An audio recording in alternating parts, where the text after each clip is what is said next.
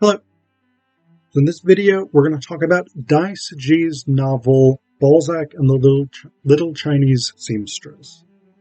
This is basically a novel about the power of literature, particularly classical literature, and in practice about French literature, although that's kind of not that crucial for this story, but any sort of Western traditional or classical literature. The story is set during the Chinese Cultural Revolution, which was an attempt by Mao and the Chinese Communist Party to purge Western-style intellectualism and individualist culture in order to build a more perfect communist society in China. So it was largely targeted at intellectuals, it was targeted at people with education, it was targeted basically at anybody who had what was considered by the regime to be un-communist or un-Chinese ideas. And a lot of what was involved in the re-education was sending intellectuals, or people perceived as being intellectuals, like the two main characters of this novel, Ma and Lu, either out to rural areas to basically work as peasants, or sending them to labor camps. So, Ma and Lu are not themselves intellectuals, but their parents have been labeled class enemies. Ma, the narrator, his parents, his father is a locally famous doctor. Lu's father is a dentist. And so because they're educated, they've both been labeled class enemies. And so Ma and Lu have been taken away. They're 16 and 17, and they've been sent to this rural area called Phoenix Mountain, which is a farming community now. It had been previously an opium-growing community, but under the Chinese communists, it's been transformed to primarily rice-growing. So it's an extremely rural area, extremely small community, and basically they go and they work as peasants. Ma is an extremely good violinist. Lu is an extremely good storyteller. And so they get some minor privileges because of this, particularly when the headman of the village starts sending them into the nearest town, which is still quite a small town, to see movies and then come back and tell the people of their village the stories of those movies. And so storytelling and the ways that these characters use storytelling to navigate this world that they find themselves in are really central to the plot. They also meet a girl called the Little Seamstress. There's a tailor in the region who's extremely famous and extremely influential because basically he's the only one who can make clothes for everybody, and so he just travels from village to village making clothes. His daughter, the Little Seamstress, is, I guess, the most beautiful girl on the mountain. She and Lu end up having a relationship. Ma is sort of a third wheel. He's sometimes around, but a lot of times it's just Lu and the Little Seamstress. But Lu is attempting to refine the Little Seamstress by sort of teaching her culture, teaching her some city ways and things like this. And then the other major character in the book is Four Eyes. I forget what his father does, but his father is some sort of writer or newspaper journalist or something like that, but his mother is a poet. And so Four Eyes is also on Phoenix Mountain to be re-educated. He's in a different village than Ma and Lu are, but he's there as well. Ma and Lu find out that Four Eyes has a collection of books, contraband books, things that he is not legally allowed to have. And they find this out basically when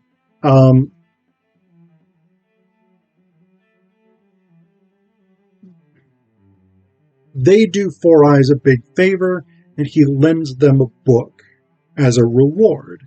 And we get in this novel, there's a lot of really beautiful descriptions of reading and of that sort of experience of encountering literature. So Four Eyes has given them a copy of Balzac, a Balzac novel. And the book here says, the slim little volume was entitled Ursula Mireau. Lou started reading the book the very same night that Four Eyes lent it to us, and reached the end at dawn, when he put out the oil lamp and passed the book to me. I stayed in bed until nightfall, without food, completely wrapped up in the French story of love and miracles. Picture, if you will, a boy of 19 still slumbering in the limbo of adolescence, having heard nothing but revolutionary blather about patriotism, communism, ideology, and propaganda all his life, falling headlong into a story of awakening desire, passion, impulsive action, love of all the subjects that had until then been hidden from me. In spite of my complete ignorance of that distant land called France, I had heard Napoleon mentioned by my father a few times, that was all. Ursula's story rang as true as if it had been about my neighbors. The messy affair over inheritance and money that befell her made the story all the more convincing, thereby enhancing the power of the words. By the end of the day, I was feeling quite at home in Nemours, imagining myself posted by the smoking hearth of her parlor in the company of doctors and curates. Even the part about magnetism and somnambulism struck me as credible and riveting. I did not rise from my bed until I had turned the last page. Lou had not yet returned. There had been no doubt in my mind when he set off on the mountain path at first light. He had gone to visit the little seamstress so he could tell her this wonderful tale of Balzac's. I stood on the threshold of our house on stilts for some time, munching a piece of cornbread as I contemplated the somber silhouette of the mountain peak looming ahead. The village where the little seamstress lived was too far away for the lights in the house to be visible, but in my mind's eye I could see Lou telling her the story. Suddenly I felt a stab of jealousy, a bitter, wrenching emotion I had never felt before. And so this becomes really the big driving force of the novel, is this interconnected element of needing to read more Western literature, these French novels that Four Eyes has, and Lou, particularly Lou, but to a lesser extent Ma, educating or refining the little seamstress by telling her these stories. Eventually, interestingly enough, because of Ma and Lou, Four Eyes manages to get away from his re-education on Phoenix Mountain. Basically, his mother gets a deal with a publisher that if Four Eyes can send her some authentic mountain songs to print, then the publisher will hire Four Eyes. He goes up to this guy who's supposed to know all these traditional songs, but because Four Eyes inadvertently insults this guy, the guy's unwilling to share any of them. So Ma and Lou agree to go up, and they get the songs from the guy, basically. Like, they cozy up to him effectively, and he sings them the songs. They bring him They bring them back. Four Eyes is initially quite upset because they're rather bawdy songs, and he recognizes that a communist-run journal is not going to print them, but he rewrites them and sends them in. And so Four Eyes is going to get off the mountain, which is the big goal for everybody in re-education in this novel.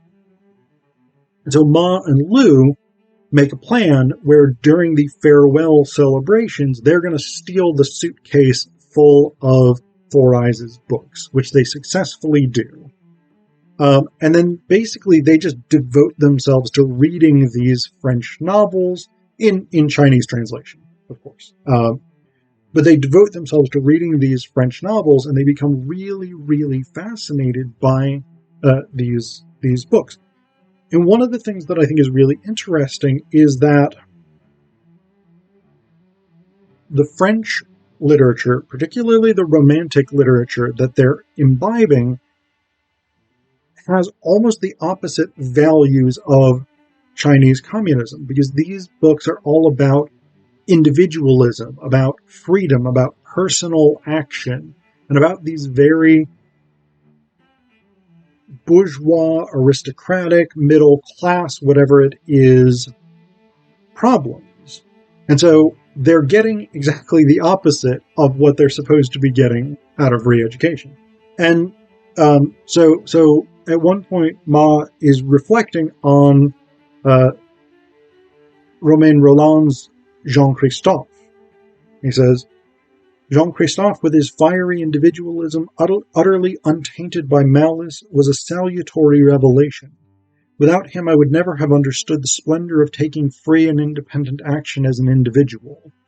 Up until this stolen encounter with Romain Rolland, Rolland's hero, my poor educated and re-educated brains had been incapable of grasping the notion of one man standing up against the whole world. The flirtation turned into a grand passion. Even the excessively emphatic style occasionally indulged by the author did not detract from the beauty of this astonishing work of art. I was carried away, swept along by the mighty stream of words pouring from the hundreds of pages. To me, it was the ultimate book. Once you had read it, neither your own life nor the world you lived in would ever look the same. And that last line of this passage, I think, is actually a really great endorsement of what literature can do at its finest. But what I find really striking is, again, in both traditional East Asian cultures, which are very often shaped, particularly in China, by Confucianism, which is a philosophy that emphasizes one's social position and fulfilling one's particular role and obligations within society, but also shaped by communism with its collectivist ethos. This idea of individualism and individual action, the individual standing up against an oppressive system. This is very much contrary to the world in which Ma and Lu find themselves. And so you have that fundamental tension within the book. Alongside this, we again have the storyline or the maybe subplot with the little seamstress. She and Lu have been having an affair for a good long while. Lu's mother, I think, gets sick. One of his parents gets sick, and so he gets permission to leave the mountain for a month. And during that time, he basically puts Ma in charge of sort of watching over the little seamstress for him. And she reveals to Ma that she is pregnant, which is a problem because she and Lu are too young to get married. Abortion in China at this point was illegal. And so Ma basically has to go on this sort of quest to go to the nearest town, which again is a very small town, and find a doctor particularly who can help to perform an abortion. In order to do this, he ends up having to promise to give this guy one of their books, their most treasured possessions, which it is illegal for them to even have.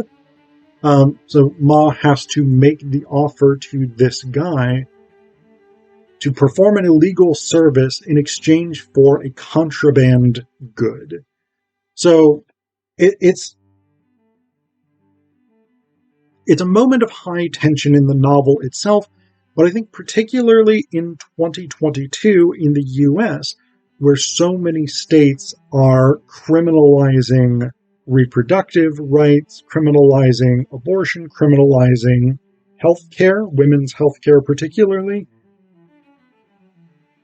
I think it's an important scene from our particular perspective in 2022 about the difficulties of this totalitarian system and how difficult it makes people's lives in this case. But the last thing I want to talk about is actually the final chapter of the novel, because I'm not a huge fan of it necessarily. In part because it seems largely disconnected from what happens in the rest of the novel. So in the last chapter, we actually start with Lou burning all of the books that they had found. And we learn that the little seamstress has left Phoenix Mountain. And what it says here is that the ultimate payoff of this metamorphosis, this feat of Balzacian re-education, was yet to come, did not occur to us. This is in reference to the little seamstress becoming more sort of sophisticated and dressing in a more fancy, urbane way. Were we too wrapped up in ourselves to notice the warning signals? Did we overestimate the power of love? Or quite simply, had we ourselves failed to grasp the essence of the novels we had read to her? So, the upshot of them trying to refine her is that she takes off for the city. Like, she essentially learns the lessons of these French novels, that going to the city, going into an urban environment, and pursuing one's own goals, dreams, ambitions, etc., is the most admirable thing to do. And what that involves, essentially, is she abandons her relationship with Lou, she abandons her relationship with Ma, who also secretly has a crush on her, etc., etc. And so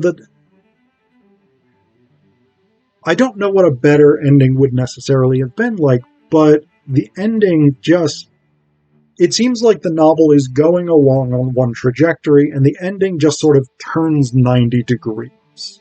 So I think it's an odd ending. It makes sense as a 90-degree turn in a particular approach. I find it somewhat disjointed.